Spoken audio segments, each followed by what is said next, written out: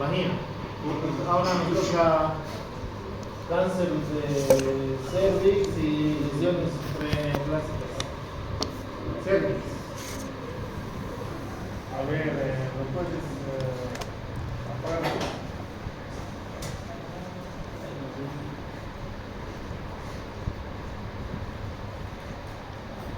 Entonces, antes de hablar de lo que es cáncer de cervix, sus estadios y sus respectivos tratamientos, tenemos que conocer lo que es las lesiones que anteceden, ¿no? O sea, las lesiones previas hacia un cáncer del cuello uterino, ¿no? Que es la parte inferior del útero, ¿cierto?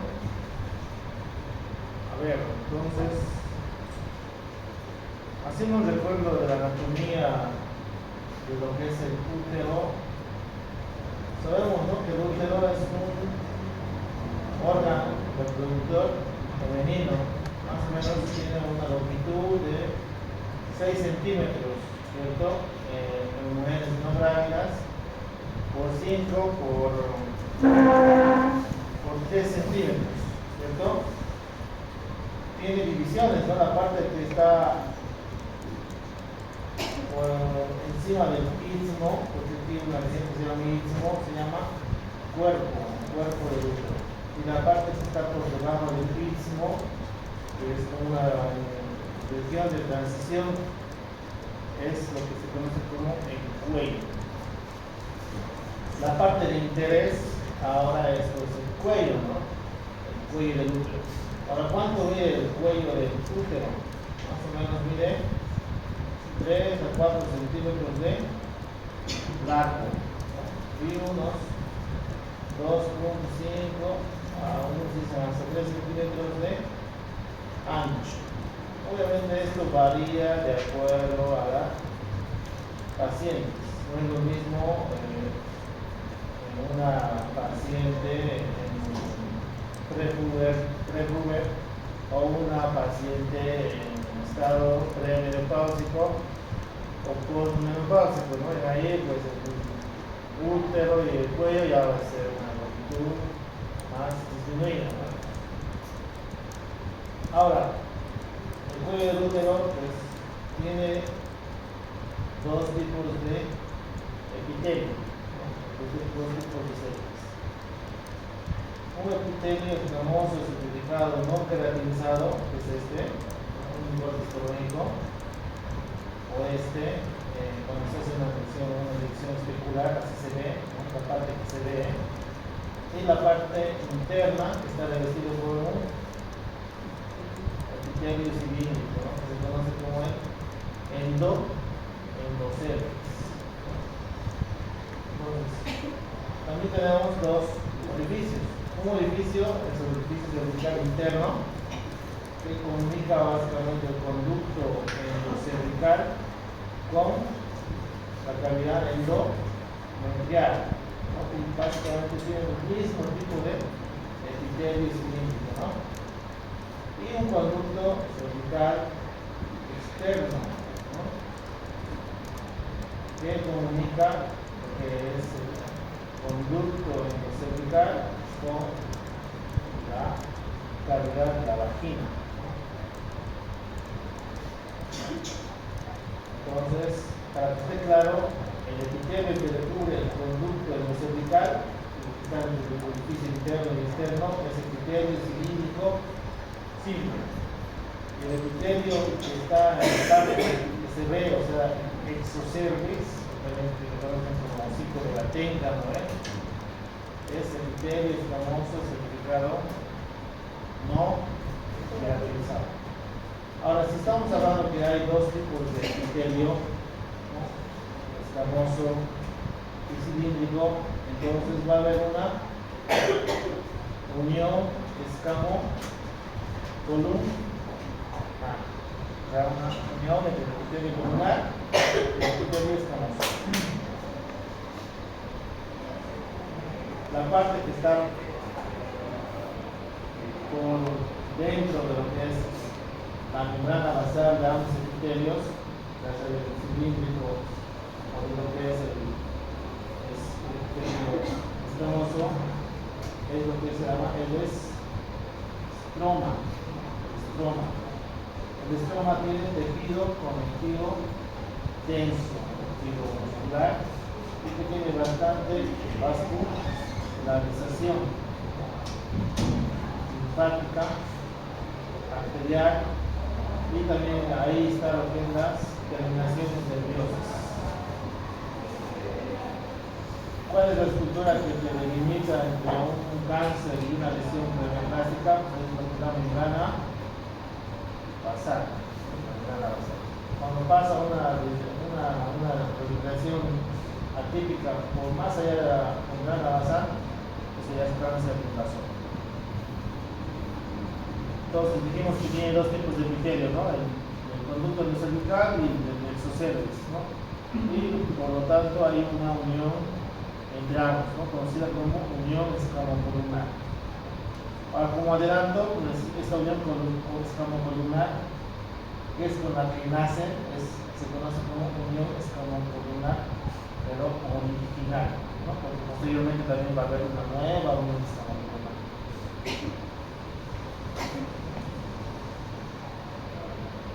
En cuanto a lo que es la irrigación arterial de lo que es el cuello del útero, va a depender de lo que son las ramas cervical y vaginal de las arterias uterinas. ¿Cuál es la arteria? La arteria se llama hipogástrica, ¿no? La hipogástrica te va a dar a la arteria uterina, ¿no? De las ramas, la arteria uterina va a dar ramas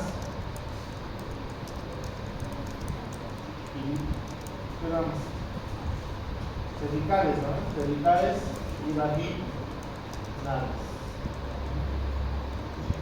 Ahora, en relación a lo que es el drenaje venoso, estas van a discurrir, o las venas van a discurrir paralelas a lo que son las arterias y van a desembocar hacia la vena hipogástrica. En relación a los linfáticos, estos van a desembocar hacia los vasos linfáticos ilíacos comunes, externo, interno, el obturador y los alrededor parametriales. En relación a la inervación, estoy inervado a través de terminaciones nerviosas que provienen del plexo hipogástrico. Y el cuello está recubierto, como ya mencionamos, por el exocervix, epitelio escamoso certificado no queratinizante, y el conducto cervical por epitelios cilíndricos, ambos en contacto a través de lo que es la unión escamocolumnar. Ahora, hablando de lo que es el epitelio escamoso certificado no queratinizante o exocervix, pues es un epitelio que va a contener más o menos entre 15 y 20 capas, ¿no? Y esto puede corresponder al origen, se corresponde al origen durante la vida embrionaria. Y posteriormente, conforme avanza la edad, pues este epitelio ya no va a ser de origen, ¿no? Con el que nace, sino que va a ser un epitelio neoformado, ¿no? Secundario a una metaplasia. Entonces, ¿cuántas capas tiene? 15 a 20, ¿no? Desde la parte interna hacia la superficial tenemos el estrato basal, ¿no? Que es el que da origen a todas las demás células, ¿no? Luego viene el estrato parabasal, el estrato intermedio y el estrato superficial. Y a medida que van avanzando, van subiendo, va cambiando, ¿no? La morfología de las células de los diferentes estratos del epitelio. La presencia del glucógeno en las capas intermedias y superficial es lo que va a dar una forma característica de maduración normal, ¿no? Y desarrollo del epitelio.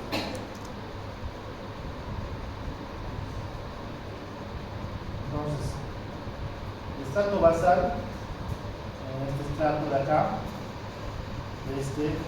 las células son más o menos redondas, con núcleos grandes de coloración oscura y tienen poco citoplasma. Luego viene el estrato parabasal, la cual va a tener células con núcleos relativamente grandes, oscuros y un citoplasma basófilo de color azul verdoso. El estrato intermedio, que son más o menos células de forma poligonal, núcleos más pequeños y por lo tanto más cantidad de citoplasma, dan la impresión de la forma de una cesta. El estrato superficial, células grandes y sensiblemente planas, el núcleo pequeño, denso y filtrado. El citoplasma ya es transparente. Esto en relación a lo que es el epitelio, ¿no? Estrato basal, parabasal, estrato intermedio y el estrato superior. Ahora, lo opuesto es el epitelio cilíndrico, o sea, el que va a recibir el conducto endocervical. Entonces, aquí básicamente va a ser una única capa de células, ¿no? Son células altas que tienen núcleos oscuros que son más próximos hacia la membrana basal, ¿no? A la inspección visual, ¿cómo se ve este tipo de epitelio? Más o menos de una coloración rojiza. ¿Por qué? Porque solamente es una capa y es una capa delgada, ¿no? Que permite que por translucencia se pueda visualizar lo que es la coloración de la vascularización, ¿no? De lo que es la irrigación sanguínea. Este epitelio en su límite superior hacia arriba se va a continuar con el epitelio cilíndrico de la cavidad endometrial y hacia abajo se continúa con el epitelio escamoso a través de la unión escamocelular. Por esta característica que tiene este tipo de epitelio cilíndrico del conducto cervical es que la presencia de un cambio atípico a nivel de esta localización ya se conoce como un adenocarcinoma in situ. ¿Por qué? Porque solamente tiene una célula, ¿no? Y por lo tanto tiene mayor tasa de agresividad y también de metástasis, porque está más próximo a lo que es el estroma, ¿no? Y el estroma sabemos que están vasos sanguíneos y vasos linfáticos. Entonces, ya conociendo lo que es el estrato, los diferentes estratos del epitelio, lo que es el recubrimiento del conducto endocervical, entonces se conoce o hay una área, ¿no? Que se conoce como unión escamocilíndrica, ¿no? Esta se va a presentar como una línea bien trazada, ¿no? Como un escalón. Porque un escalón por la diferente altura en relación al epitelio escamoso y el epitelio cilíndrico, ¿no? Ahora, la ubicación de esta línea, o sea, de esta área, de esta unión escamocilíndrica en relación a lo que es el orificio cervical externo del cuello del útero va a variar en las mujeres, ¿no?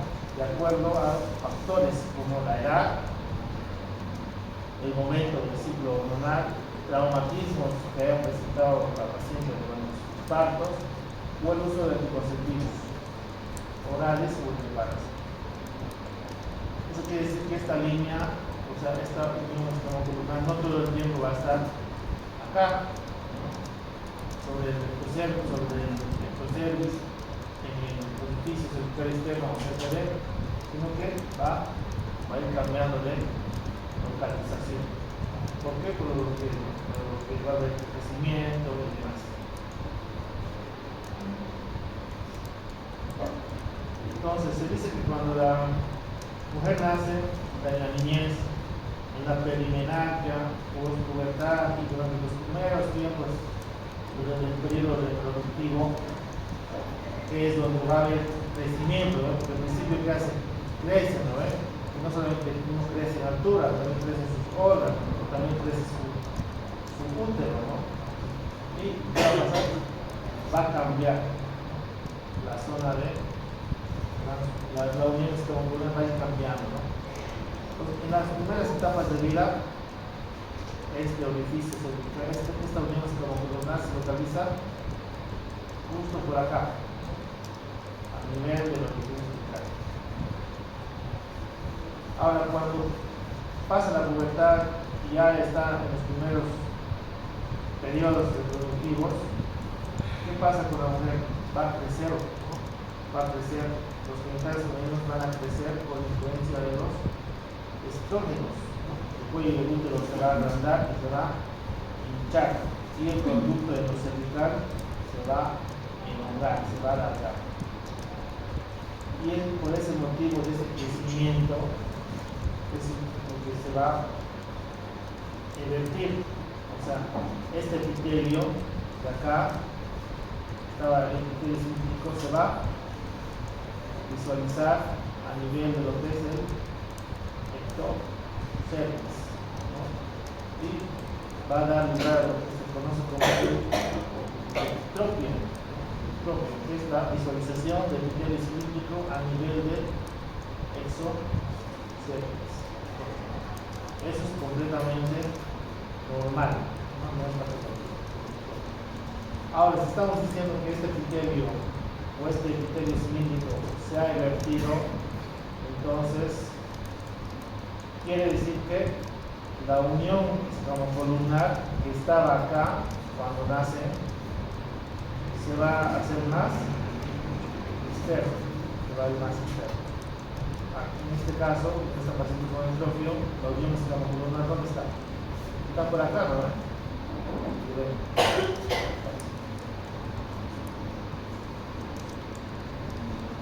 Más localizada, está muy lejos del orificio cervical externo, ¿no? Entonces, la ubicación de esta unión escamocolumnar en relación con el orificio cervical externo del cuello del útero va a variar en relación a qué? A factores como la edad de la paciente, el ciclo hormonal, los traumatismos del parto y determinadas condiciones fisiológicas, ¿no? Como el embarazo. ¿Y por qué es importante esta unión escamocolumnar? Porque es lugar donde se presentan casi todas las lesiones precancerosas de cáncer de cuello uterino. A ver, ¿quién alguna vez han visto esta imagen? Más o menos, esta imagen más o menos amplificada de lo que es el cuello del útero, ¿no? A ver, ¿qué partes se conocen acá? ¿Cómo es la consistencia? ¿Qué característica? ¿Qué color tiene esto? Medio rosa, brillante, pero es brillante porque está con la luz, ¿no? Una luz de un microscopio, pero la coloración real es un rosa nacarado, ¿no? Ahora, ¿cómo se conoce esta parte? Todo es el cuello, ¿no? Todo es el cuello. ¿Qué parte es esta? ¿Quién sabe? ¿Esto? Ahí dice la zona de transformación, debe ser del epitelio tercer vertido. El epitelio escamoso certificado, pero esto es lo que se conoce como ectocervix. Esto, el endocervix.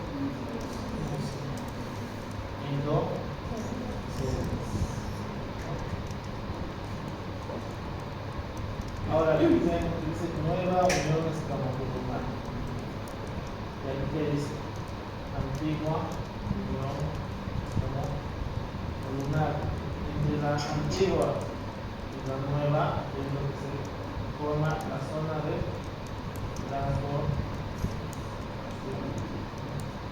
más adelante vas a ver cómo se forma esta zona. Porque esta zona básicamente sí tiene epitelio escamoso, pero no es un epitelio escamoso original, ¿no?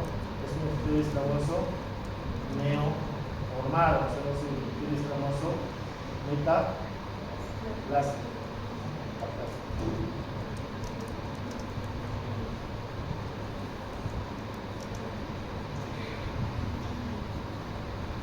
Entonces, dijimos que cuando la mujer ya crece con los estímulos hormonales, el cuello se hincha, se agranda y se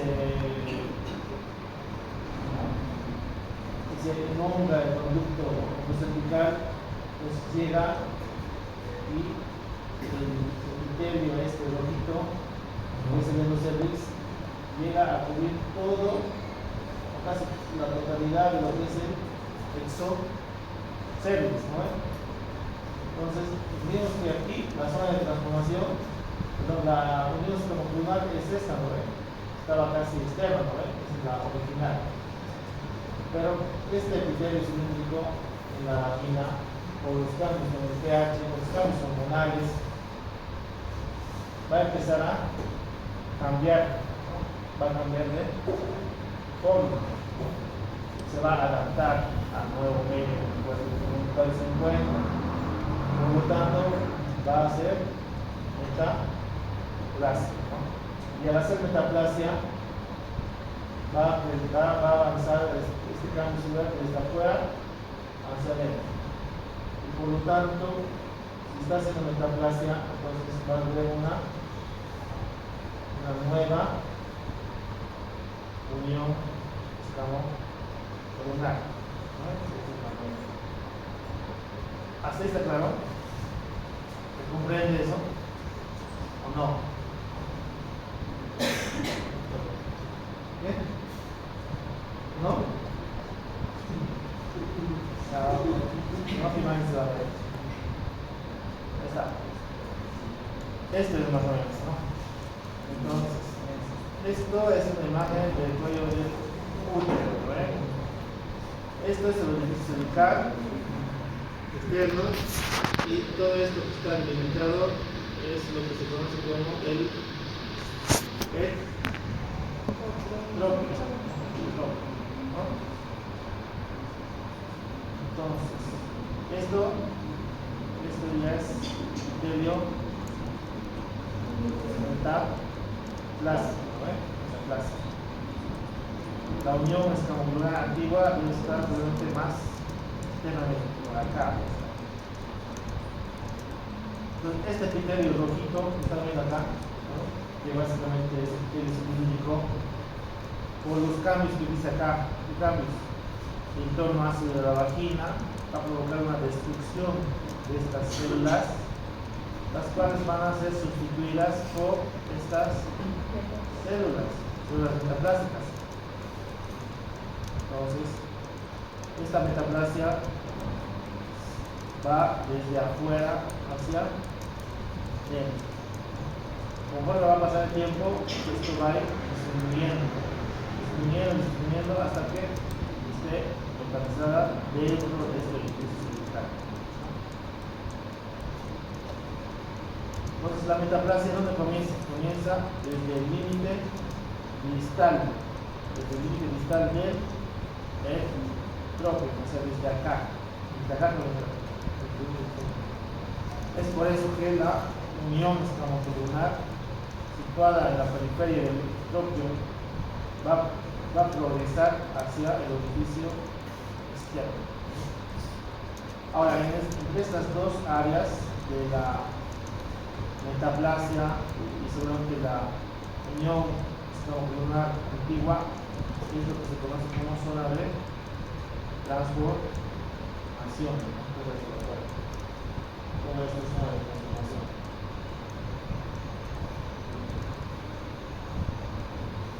Entonces, ¿qué es la zona de transformación? Es la zona del cuello del útero donde el epitelio cilíndrico ha sido reemplazado o se está reemplazando con el nuevo epitelio escamoso metaplásico.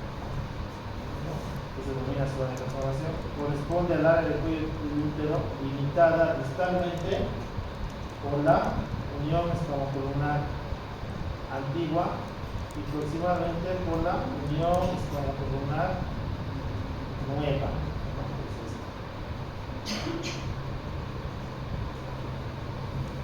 En las mujeres premenopáusicas, la zona de transformación va a estar plenamente ubicada en el ixocervix.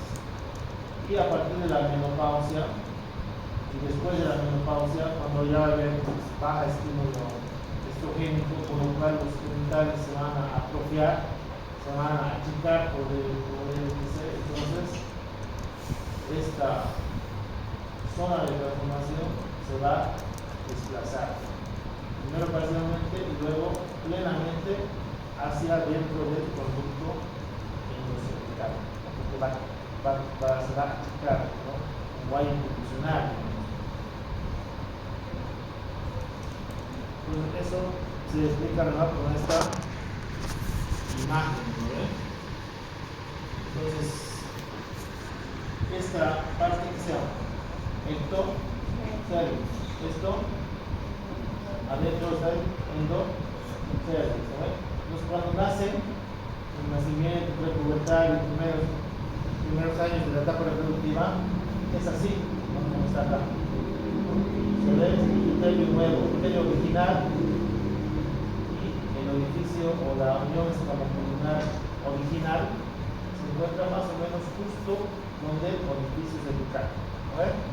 Así es, cuando nacen, ¿no?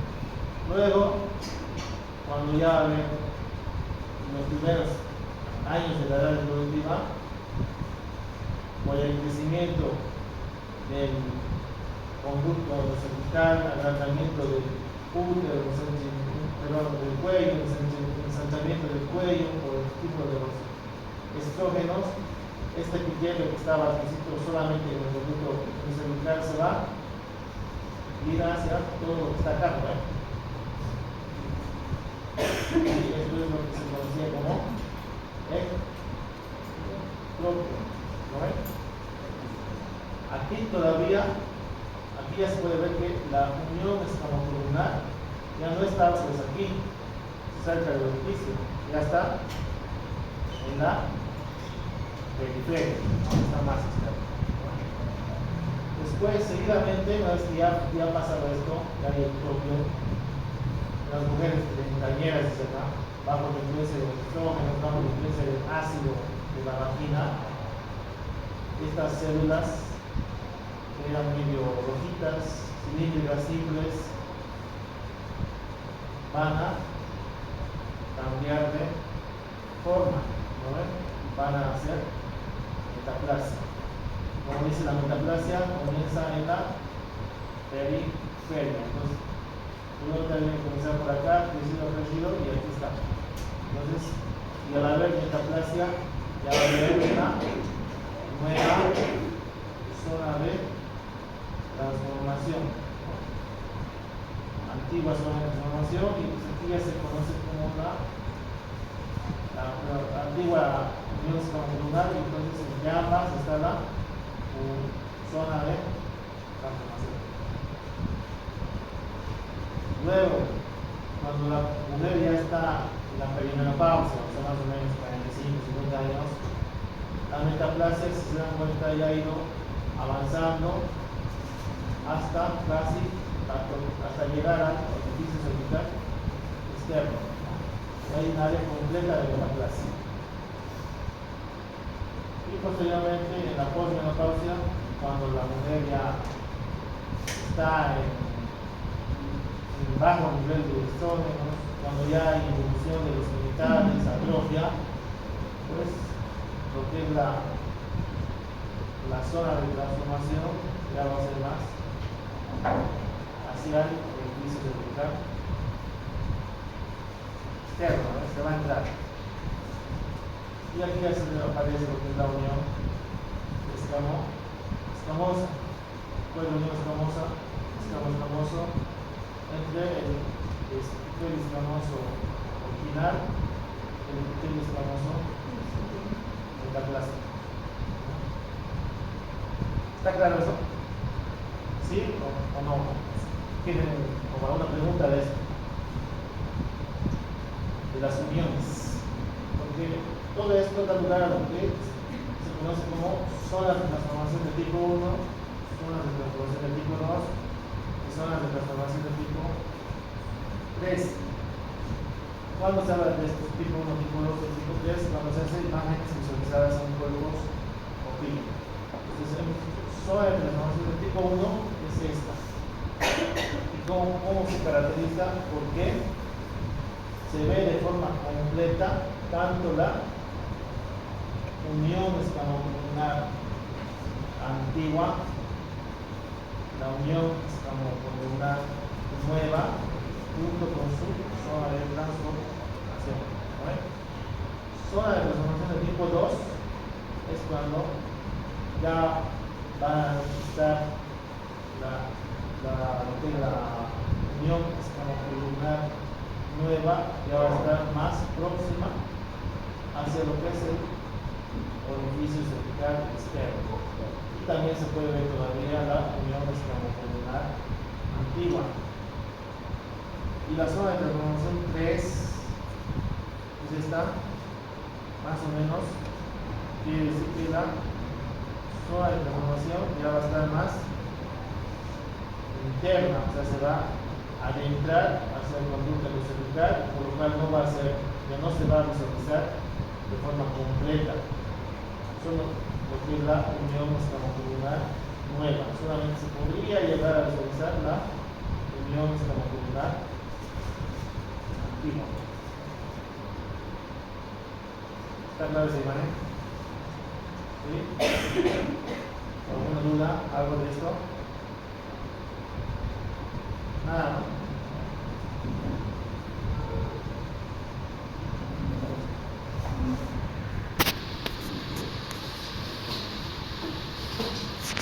¿Alguna vez han visto una colposcopía? ¿Sí?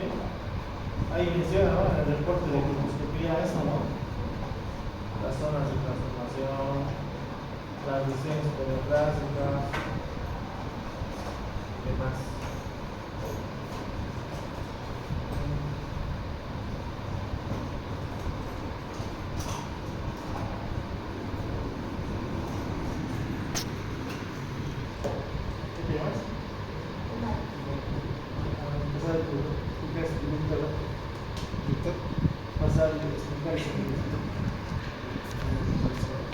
¿Cuál? 1, 2 o 3.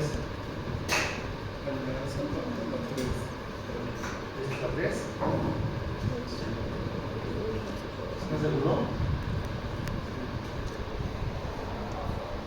No, hay una zona de transformación de tipo 1. ¿Por qué 1? Porque se ve la unión escamocolunar antigua y la unión escamocolunar nueva. En toda esta área que está como puntillado, toda esta área era lo que se conocía como ectropio, ¿no ven?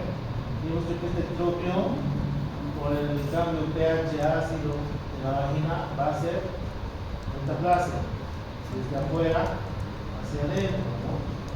Metaplasia hacia el interior está osmoso, por lo tanto se forma una nueva unión escamocolunar.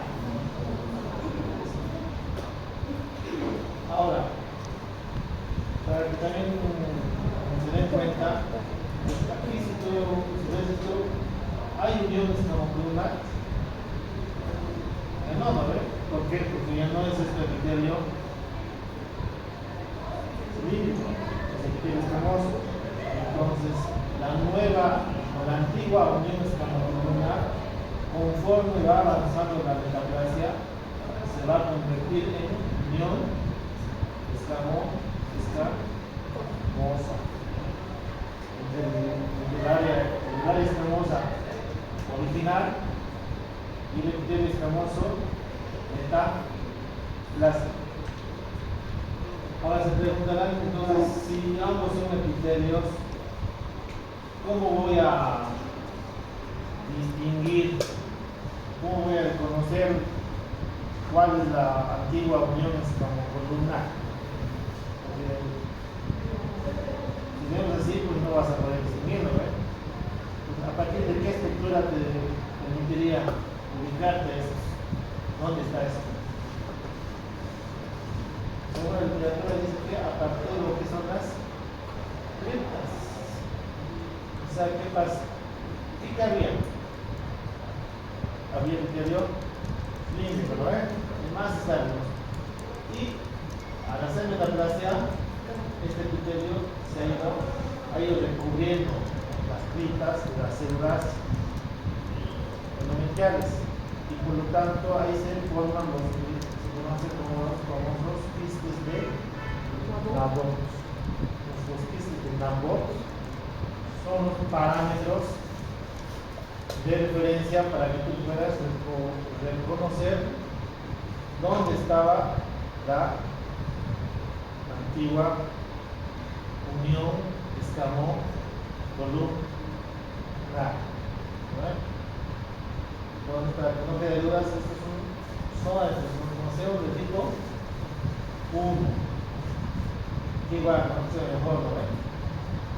Aquí ya la delimitaron, ¿no? ¿Cuál era la antigua zona de transformación? Seguramente por acá debe haber una cripta o un quiste de Nabot, ¿no?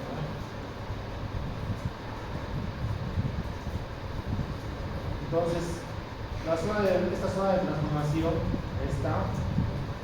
puede considerarse normal cuando va a presentar metaplasia escamosa incipiente o evolucionada, junto con zonas o islotes de epitelio cilíndrico, ¿no? Como estos. Ahora esta zona va a ser anormal o atípica cuando va a haber signos celulares de carcinogénesis cervical, los característicos cambios displásicos, ¿no? De los NICs de tipo 1, de tipo 2 o de tipo 3. Ahora es importante que se ubique, ¿no? Esta zona de transformación, ¿no? Especialmente lo que es la colposcopía, porque casi todas las cánceres del cuello uterino van a originarse en esta zona de transformación.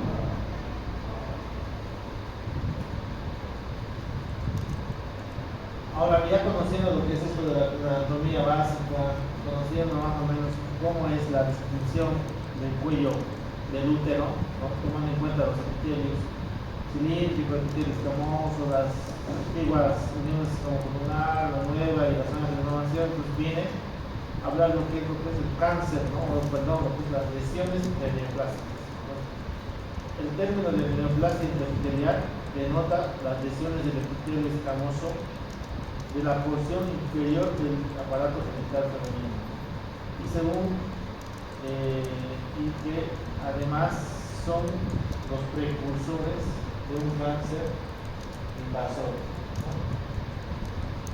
Estas lesiones se van a diagnosticar por medio de lo que es la biopsia y la valoración histológica. Ahora, en relación a la terminología, si se dan cuenta, es similar, ¿no? A la terminología de las neoplásicas de vulva y de vagina, ¿no? Dijimos, ¿no? ¿Cómo era en vulva? Bin, ¿no? En vagina, Bain, ¿no? En perine, Pain, en ano, Ain, ¿no? Comparten más o menos la misma terminología. Y obviamente en cuello, el útero, sin, ¿no? ¿Por qué? Neoplasia, epitelial, cervical. Por eso sí, ¿no? Entonces, ¿qué característica tienen estas lesiones neoplásicas? En que estas lesiones no van a invadir más allá de la membrana basal. Pues si lo hiciera, entonces el término cambia hacia un cáncer invasor, ya sea invasor de vulva, invasor de vagina o invasor de cervix. Ya pasa la mirada basal. Ahora, la gravedad de la lesión intraepitelial se va a clasificar como arreglo a la proporción del epitelio afectado, ¿no? partiendo desde la membrana basal en sentido ascendente hacia la superficie, hacia el estrato superficial, ¿no? En el caso de lo que nos compete en estudio, o sea, de los SIN, la neoplasia intraepitelial séptica, el SIN de tipo 1 quiere decir que, o displasia leve, que también se corresponde, quiere decir que las células anormales van a estar confinadas en el tercio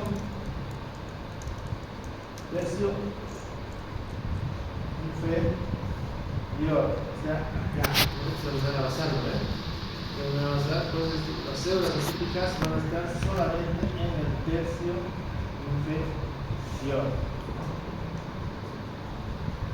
En el NIC de tipo 2 o displasia moderada, las células neoplásicas van a estar hasta en los 2 tercios inferiores. Hasta acá, ¿se dan cuenta? En ambas todavía se conservará anatomía o la forma de las células de la superficie. Aquí todavía está conservado el estrato superficial, el estrato intermedio, y aquí ya está llegan a comprometer hasta el estrato intermedio. Y en lo que es el NIC de tipo 3 o displasia severa, pues la atrofia celular ya va a comprometer todo el espesor del epitelio, desde el estrato basal hasta el estrato superficial, ¿no? Y también algunos ya diferenciaban este NIC3 como es el carcinoma en sí, tenía cambios típicos de un cáncer, pero que todavía no pasaba la membrana basal. Está claro, ¿no? Entonces tiene desde acá, ¿no? Ni 1, ni 2, 2 tercios, ni 3. Y cuando ya pasa la membrana basal, como acá, es un cáncer invasor. Esto hablando de cáncer de cuello de útero, pero de células epiteliales. Como situ, el cáncer solamente está en todo el espesor del cuello del útero, pero no ha pasado la membrana basal, no ha llegado al estroma, ni al plano muscular, ni nada. Cáncer invasor, el cáncer ya ha avanzado más allá de la membrana basal, ha llegado al estroma o ha llegado hacia el tejido secundario, ¿no? Ahora, a diferencia de lo anteriormente mencionado, cambia la situación en lo que es el cáncer o las lesiones o el estudio de lo que es el epitelio cilíndrico. ¿Por qué? Porque el epitelio cilíndrico no tiene pues 15 a 20 capas, el epitelio cilíndrico es único, ¿no? Y basta entonces que haya una infección de una de las un cambio atípico en una de estas células, ya se conocería como un adenocarcinoma in situ. Y cuando ya pasa, pues el adenocarcinoma pasó. Entonces, por ser una sola capa de células, este no va a demostrar la diversidad análoga de las neoplasias de las células epiteliales. O sea, no pasa, ¿no?, por etapas de NIC 1, NIC 2, directamente es carcinoma in situ. Y por la misma característica de tener una única capa de células y estar en proximidad con lo que es el estroma, es decir, con lo que son los vasos sanguíneos, linfáticos, entonces los adenocarcinomas tienden a ser más agresivos, de más rápida progresión. Ahora, en relación a la clasificación, pues, en relación a la terminología ha ido cambiando, ¿no? Lo primero que se conocía, como en lo anterior, eran las displasias, ¿no? Displasias leves, moderadas, graves. Luego ha ido cambiando hasta la terminología de los Zinc, ¿no? Zinc tipo 1, zinc tipo 2, zinc tipo 3. Lo que actualmente se maneja es la tecnología de lo que es el LAST, el estudio de la patología del tránsito dental inferior, donde más o menos lo que es el displasia leve y el NIC de tipo 1, o sea, los cambios atípicos en menos de un tercio del epitelio se corresponde con las lesiones de bajo grado, ¿no? Y lo que son los NIC de tipo 2, 3 o displasia moderada o grave, no ya va a haber más allá de 2 tercios o la totalidad de lo que es el epitelio, ya se conoce como lesión de alto grado, cambios premalignos o HPV. Ahora, en lo que es el cuello del útero, aquí se cumple, ¿no? Necesariamente pasan, ¿no?, por los estadios de 1 a 2, de 1 a 2, 3. En relación a, o en vulva dijimos que un BIN 1 no va a pasar a un BIN 2 o BIN 3. Simplemente son cambios atípicos por la infección por el VIH. En aquí sí, por las características que tiene, sí hay una progresión. Entonces, las lesiones precancerosas son cualquier tipo de lesión que se va a encontrar limitada en el epitelio del cuello del útero, en el cervix, no sobrepasando la membrana basal, y preceden a las lesiones o a las neoplasias invasoras o invasoras, ¿no? NIC 1 correspondiente a lesión de bajo grado, es decir, y tanto el NIC 2 como el NIC 3 pues, se corresponden con las lesiones de alto grado. En un estudio de histopatología te va a reportar si es un NIC 1, un bajo grado, un NIC 2, NIC 3 o alto grado. Ahora, en Bolivia es uno de los países que tiene la mayor incidencia y mortalidad por cáncer de cuello uterino en la región de América. Estamos después de Haití. Es el cáncer más frecuente y la primera causa de muerte por cáncer en mujeres entre los 35 y los 59 años. Y de esto, lo peor es que es una enfermedad que es totalmente prevenible, ¿no?, a través de lo que es la prevención, ¿no?, prevención primaria, prevención secundaria, terciaria, ¿no?, primaria, vacunas, secundaria, a través del tamizaje, ¿no?, y terciaria, a través del tratamiento de las lesiones neoplásicas. Para que llegue a cáncer tiene que pasar 3 niveles de prevención. Entonces la causa es totalmente conocida, ¿no?, teniendo a la infección por el VPH como el factor fundamental de su patogénesis. El VPH, pues sabemos que hay más de 150, más de 200 serotipos. De bajo riesgo y de alto riesgo, ¿no? De bajo riesgo, las más conocidas, 6 y 11, de alto riesgo, las más conocidas relacionadas con el cáncer, 16. Por supuesto que hay más, ¿no? Entonces, el HPV no solamente es un virus que va a tener predisposición por lo que es la región de los genitales, ¿no?, también puede dar cáncer en otro tipo de epitelios, en otras áreas.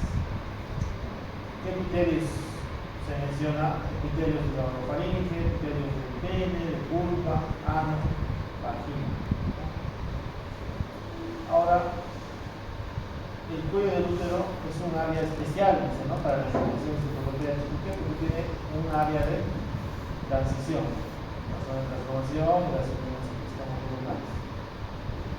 Y comparte las mismas características en relación a zona de transformación en el área de la orofaringe, ¿no?, para cáncer de orofaringe y el ano, ¿no?, porque en ambos sitios hay áreas de transición de dos tipos de epitelio, ¿no?, de un escamoso a un cilíndrico.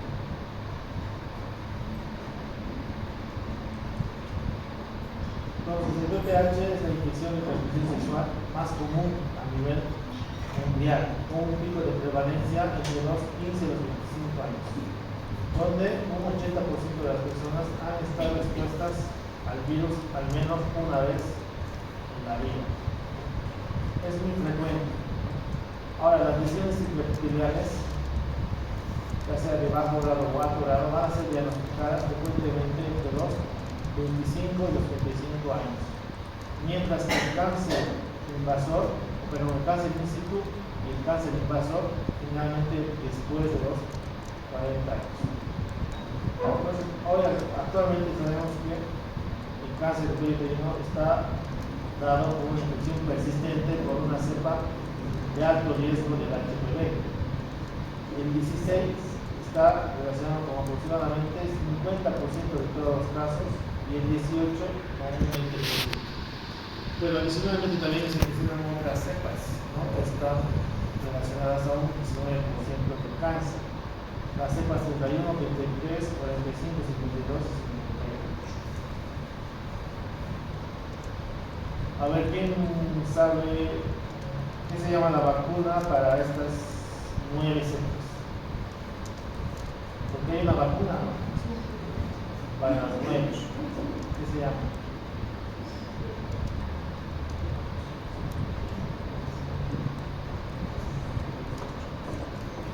La Gardasil, pues.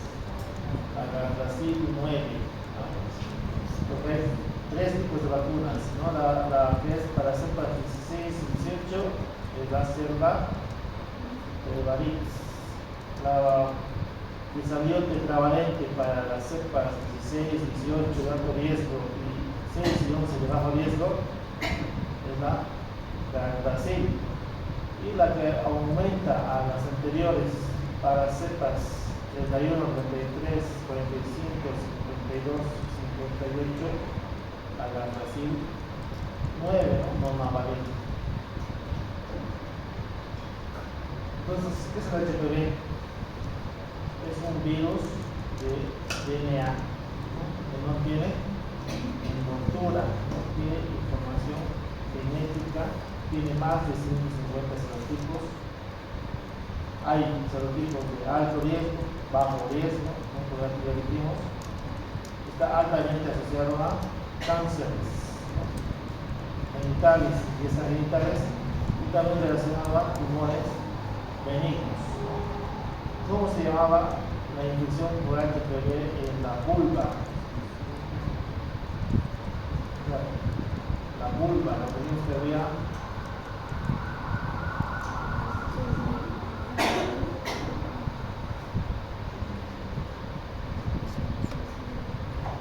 era el VIH de tipo 1, que era condilomas. La vulva, condilomas. Entonces no posee envoltura.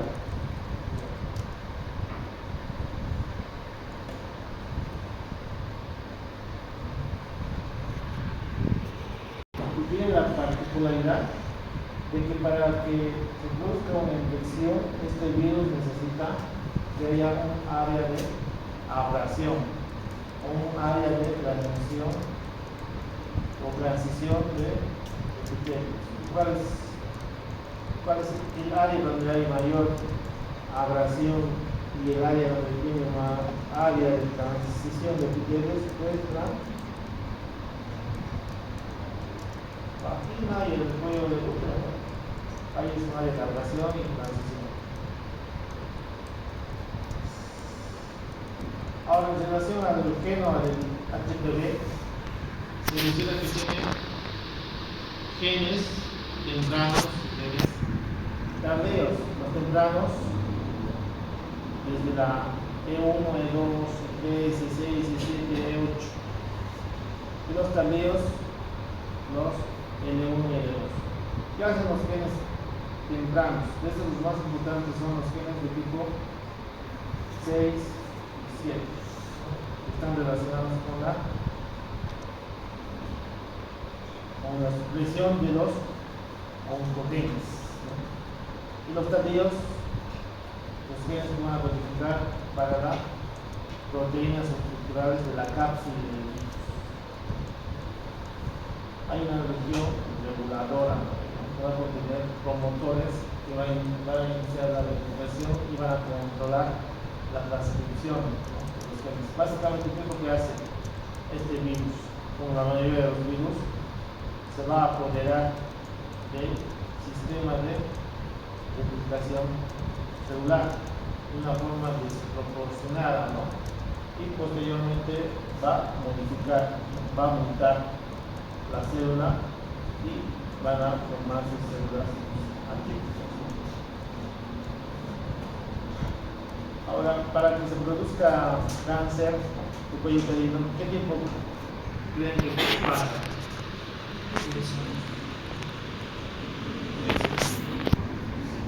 La cepa 16, 18, pero desde que se infecta hasta que tenga cáncer, más o menos, ¿cuánto tiempo puede pasar? 10. Más o menos 10 años, ¿no? ¿Por qué? Porque la mayoría de las infecciones son transitorias, ¿no? El estado de la paciente, o sea, su propia inmunidad, va a eliminar el virus, ¿no? O sea, como que va a causar regresión. Solamente un pequeño porcentaje asociado a algunos cofactores va a tener una infección persistente, ¿no? ¿Qué cofactores hacen que una paciente pueda tener una infección persistente? Uno, lo principal es el VIH. Luego, las pacientes que tienen algún tipo de inmunosupresión. Luego, pacientes que tengan tabaquismo, mala administración, pacientes que se continúen exponiendo al agente causal, y también pacientes con infecciones de transmisión sexual ancestral. Esos pacientes sí pueden presentar una infección persistente. Ahora, la infección persistente, pues algunas van a ser lesiones de bajo grado o algunas van a ser lesiones de alto grado. Y también, dependiendo del estado de la paciente, uno se va a curar, va a hacer regresión y un mínimo porcentaje va a avanzar hacia un cáncer. Pero para que pase eso, pasan más o menos 10 años.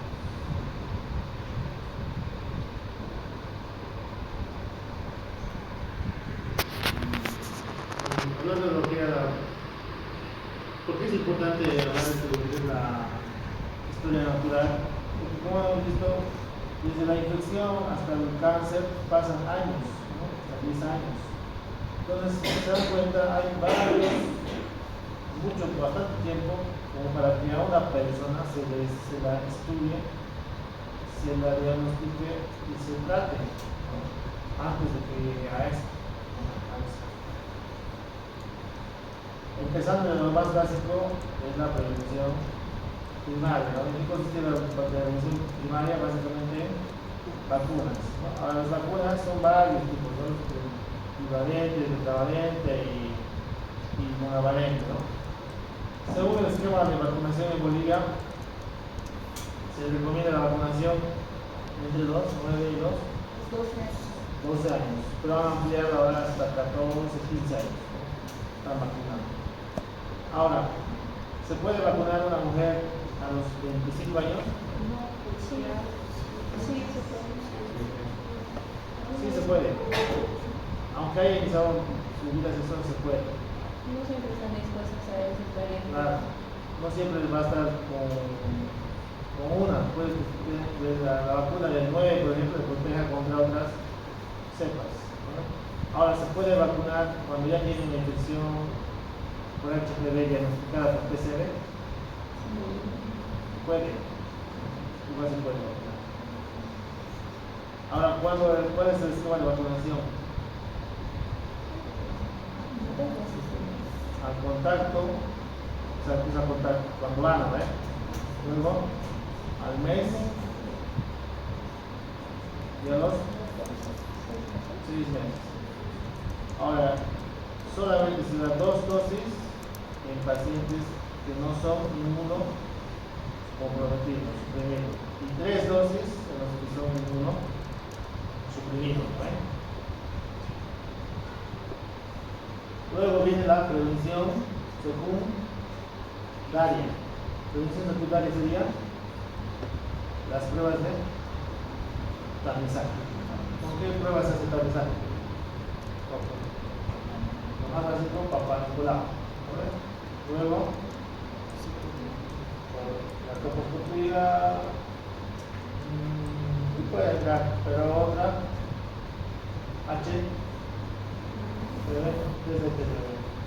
y el hipótesis, que es Papá Nicolau y HPV. ¿Para qué se hace eso? Para buscar la presencia de alguna lesión preneoplásica. Prevención terciaria sería básicamente el tratamiento de las lesiones preneoplásticas. O sea, hay tanto tiempo, ¿no? Tantas estrategias que se pueden realizar con el objetivo de que una mujer no muera por cáncer de cuello uterino.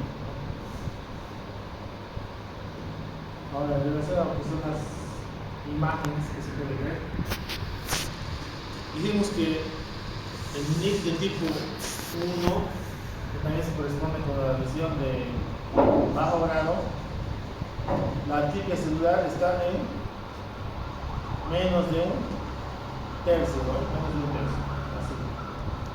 Aquí solamente menos de un tercio. Lo externo que está normal. ¿Cómo se ve? La atipia coidocítica. Presencia de un halo claro que va a rodear un núcleo plasmático. Esto se conoce como lo que es la forma patognomónica de infección por el HPV. ¿Cuál es la célula patognomónica? El coido. La célula patognomónica de infección por HPV es el coidocito. Y esta es una imagen de un cuello del útero en una paciente con una imagen característica de un NIC de tipo 1 o lesión de bajo grado. Este es el cuello del útero. ¿En qué consiste lo que es la colposcopía? Por grandes rasgos. Es una visualización amplificada del ectocervix, ¿no? Pero previa aplicación del ácido acético. ¿Para qué hace la aplicación del ácido acético? Para que se delimite de forma más precisa el área de sospecha, ¿no? Y al mismo tiempo al área de sospecha realizar la biopsia si corresponde. Además también se puede aplicar lo que es el test de Schiller, lo que es la aplicación de Google, ¿no? ¿Para qué? Para que puedas con mayor precisión detectar qué área tienes que tomar la muestra. Luego vienen las displasias moderadas, lesión de alto grado, ¿ve? ¿Cómo se ve la imagen? Va a haber una ausencia de estratificación y polaridad de las células. Va a haber un aumento de la relación de citoplasma y un aumento del número de las mitosis. En esto pues ya está comprometido hasta 2 tercios de lo que es el total del epitelio. Bueno, tampoco todavía no pasa la membrana basal, ¿no? Está identificado. Y la imagen de lo que es una colposcopía es diferente, ¿no? A la anterior. ¿Cómo se ve? Un área del cuello del útero, más o menos un área acetoblanca de densidad aumentada, con profundidad grueso, con áreas de neovascularización. Y también algunas veces puede haber áreas de necrosis, ¿no? Esto es una parte, ¿no? De ese cuello del útero.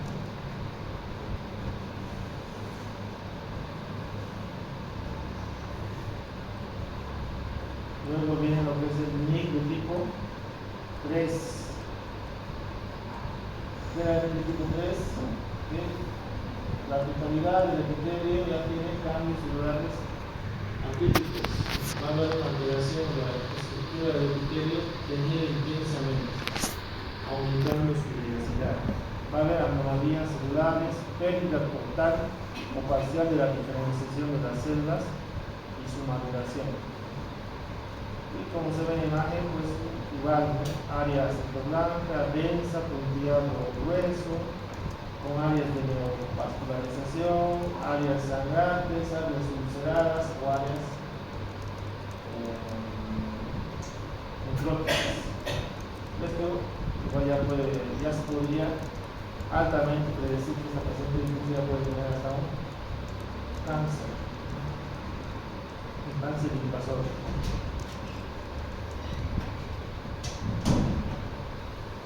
Ahora, el diagnóstico para un cáncer de una lesión perineoplásica, pues como el instrumento más básico se hace con la citología, ¿no?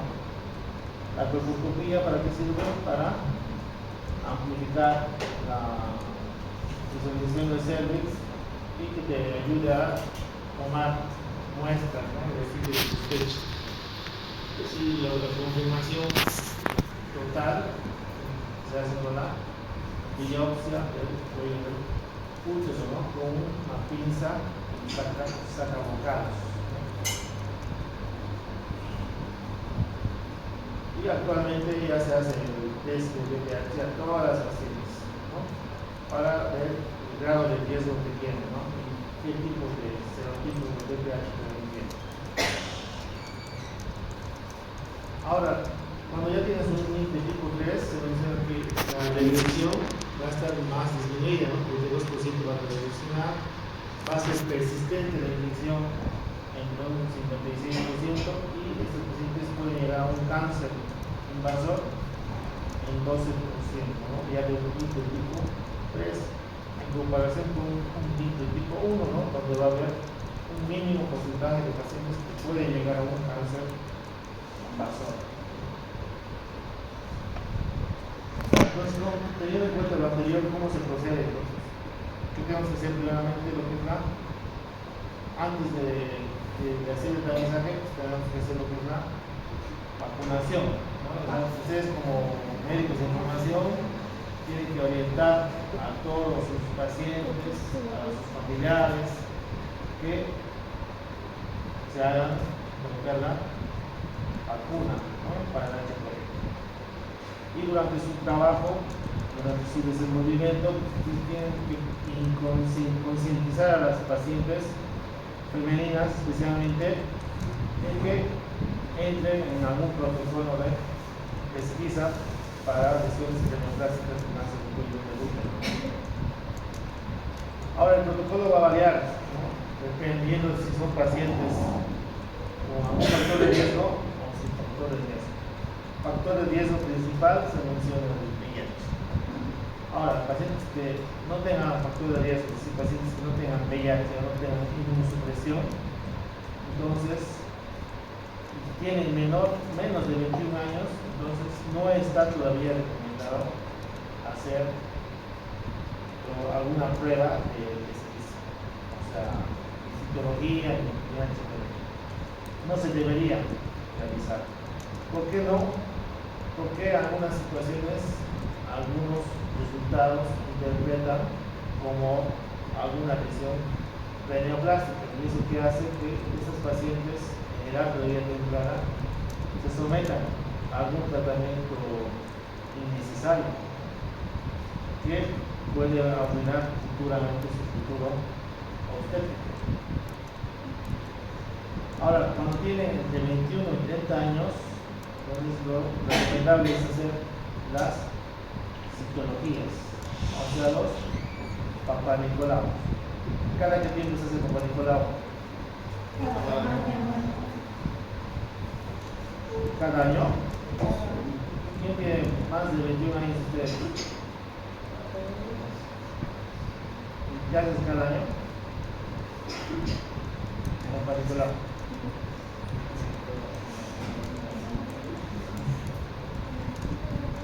No se recomienda. cada 3 años. Mientras el resultado sea negativo, es cada 3 años.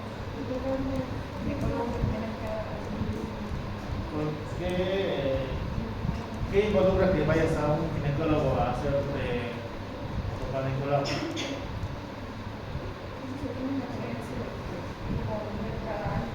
Más como prevención. ¿En qué tiempo progresa una lesión neoplástica? ¿O en qué tiempo va a progresar hacia cáncer? Si lo haces ahora, es negativo, ¿crees que al año vas a hacerte y va a salir positivo o va a salir que tienes alguna lesión? No, o sea, no tiene ese fundamento hacerlo cada año. En 2 años, dice que la mayoría de las infecciones se van a curar de forma espontánea. 2 años. Por eso que invierte cada 3 años. Pero obviamente en pacientes sin factor de riesgo y en pacientes que tengan su resultado negativo. Ahora, a partir de los 30 a los 65 años, adicionalmente a Papá Nicolau, ya se puede utilizar lo que es una combinación con el test de VPH. O sea, un test para buscar alguna cepa de alto riesgo, principalmente en la cual tengas mayor alarma, ¿no? Ahora, ¿qué se puede hacer? El cotest, o sea, VPH, Papá Nicolau cada 5 años, solamente en Papá Nicolau, pero solamente en VPH cada 5 años o citología cada 10 años. De igual forma, si el resultado es negativo, si es positivo, no va a ser de cada 5 años, va a variar. Entonces, todo esto nos lleva a este escenario, ¿no? Por ejemplo, si tienes una mujer que tenga un resultado de VPH negativo, Hombre de 30 años, ¿verdad? que tenga VPH negativo, entonces le vas a hacer su nueva prueba a los 5 años. Si tienes una paciente que tenga un VPH positivo, pero que tenga su citología negativa, o sea, el Nicolau reporta que no se ve cambios orales de alto grado o bajo grado, le vas a hacer un seguimiento a los 18 meses. Ahora, si los 18 meses esa paciente tiene un VPH positivo todavía, entonces le vas a hacer colposcopía. Si a los 18 meses esa paciente ya tiene su resultado del VPH negativo, entonces vas a continuar con el protocolo de tamizaje, o sea, cada 5 años. Ahora otro, si tienes una paciente con VPH positivo, una paciente con VPH positivo y citología positiva, o sea, que la citología diga que tiene una lesión de bajo grado o alto grado, entonces esa paciente tiene que ir a una colposcopía, ¿no? Para corroborar el diagnóstico, para tomar la biopsia y para iniciar un tratamiento y seguimiento según el resultado. Entonces ya saben, no se recomienda, no se debería hacer cada año. Cada 3 años si es negativo y solamente PAP. Cada 5 años si es negativo y está asociado al test de VPH.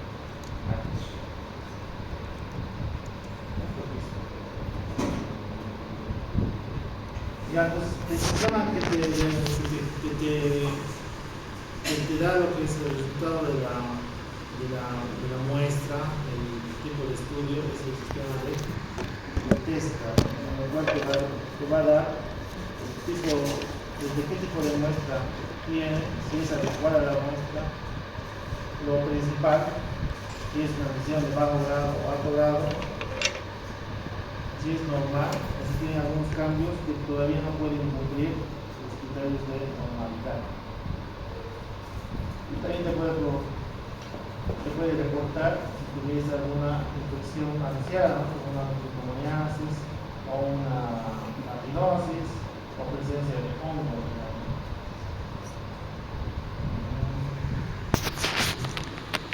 Ahora, en pacientes con riesgo elevado de padecer lesiones invasoras, o sea, pacientes que tienen su estado inmunológico comprometido, o sea, pacientes que tengan VIH, entonces se recomienda iniciar durante el primer año de inicio de la relación sexual, pero no después de los 25 años.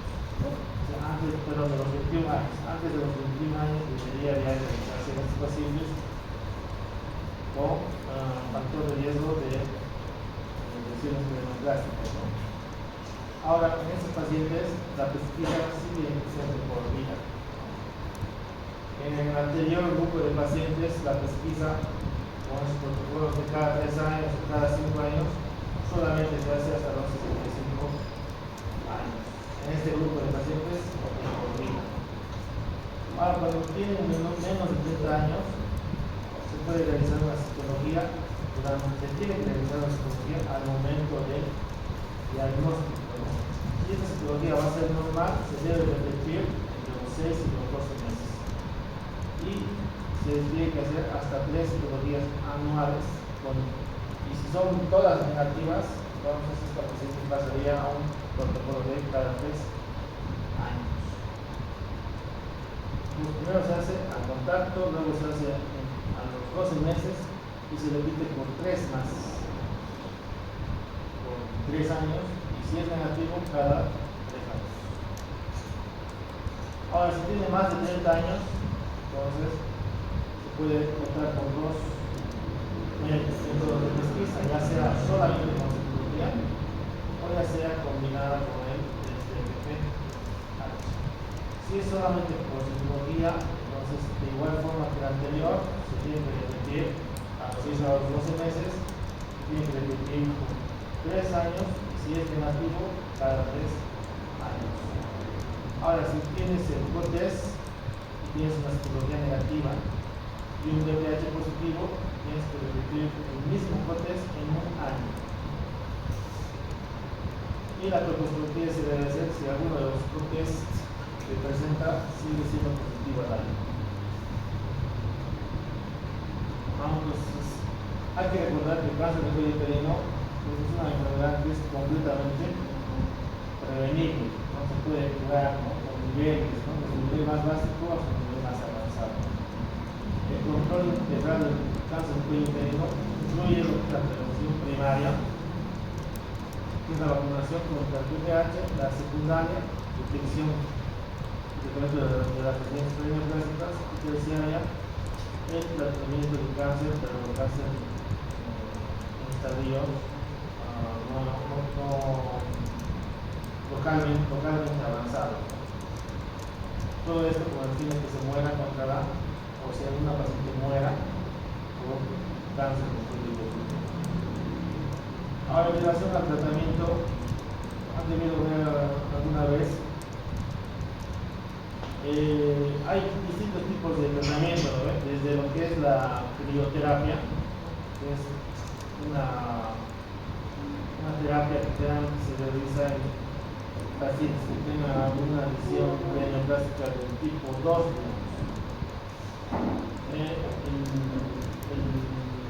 El beneficio de esto es que se puede hacer en consultorio, pero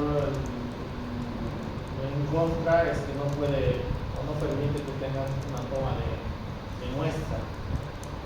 Otro tratamiento es lo que es la electrocautelización. En este caso sí se requiere el uso de quirófano y como en contra igual no permite tener la toma de una muestra, ¿no? Que te permita valorar la pieza quirúrgica. Y el que más se utiliza es la conización, ¿no? La conización básicamente es una cirugía conservadora en la cual se va a retirar un pedazo del cuello del útero, ya sea de forma con un bisturí o con un cono frío. Y como beneficio es que se va a tener una muestra quirúrgica para que puedas valorar si tiene o no tiene los márgenes libres, o una limitación postural o algún otro factor o no. A ver, ahora el cuello uterino.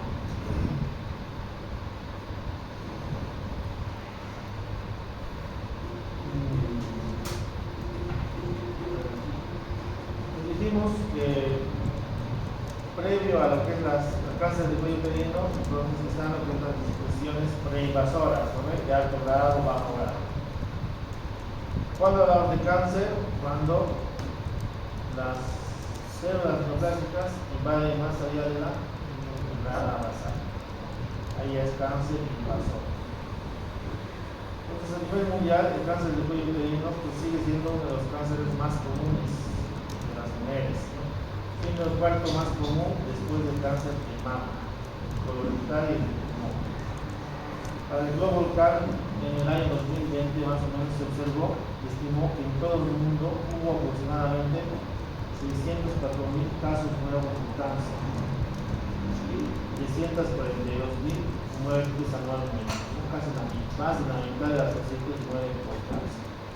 Ahora, lo malo de esto es que la mayoría de estos cánceres se diagnostican en etapas avanzadas, en las cuales ya no se puede tener una tasa de éxito completa por los tratamientos que se instalan actualmente, ¿no? Ya sea con la quimioterapia, la radioterapia o con la cirugía. La mayoría de los nuevos casos, las muertes, ocurren en países de ingresos bajos, ¿no? Medianos, donde es el tercer cáncer más común entre las mujeres. Ahora, ¿por qué es que va a haber esta muerte alta de cáncer de cuello uterino en estos pacientes en los países en vías de desarrollo? ¿Por qué? Porque va a haber falta de conciencia sobre el cáncer del cuello uterino en la población, por falta de políticas de salud, ¿no? Efectivas, ¿no? Para la captación de estos pacientes a través de los responsables políticos, por una ausencia o mala calidad de los programas y la detección de las lesiones precursoras de los estadios tempranos, que es donde se debe hacer el tratamiento, ¿no? Por un acceso limitado de las pacientes a los servicios de salud y por una falta de sistemas de derivación funcional. Son varios factores por los cuales se presumen que va a haber alta mortalidad e incidencia de cáncer de cuello uterino.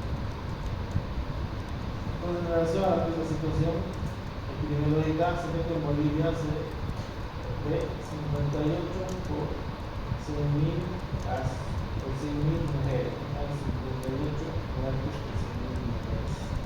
Estamos justo por debajo de Haití, ¿no? Tiene 93.9 por 100.000 mujeres.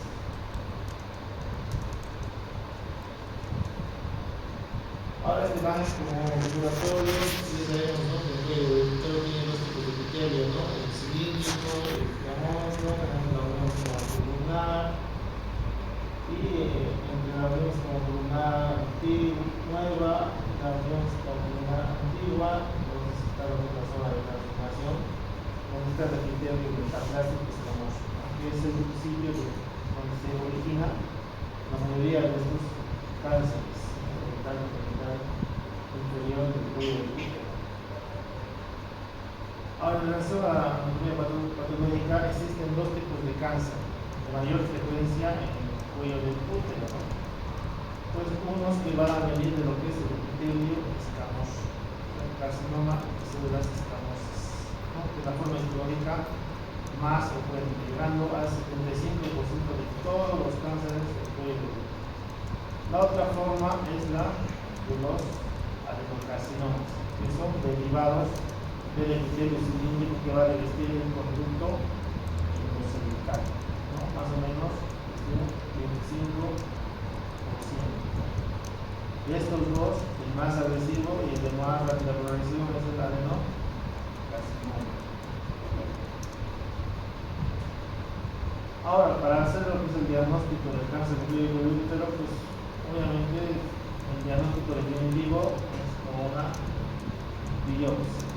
Sin embargo, hay manifestaciones, ¿no? Datos clínicos que pueden ayudar, que pueden dar una alta sospecha y por lo cual puedes incluso ya iniciar con el tratamiento de clasificación, ¿no? sin esperar a un resultado de patología, ¿no?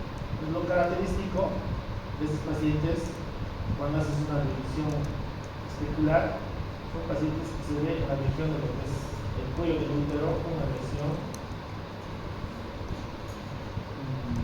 de características ulcerada, ¿no? Exofítica, o sea, con un crecimiento hacia afuera, dice, ¿no? Ulcerada, exofítica, con el tracto vaginal de consistencia dura o acartonada, ¿no? Que sangra con el simple contacto que se realiza, ¿no? Dolorosa.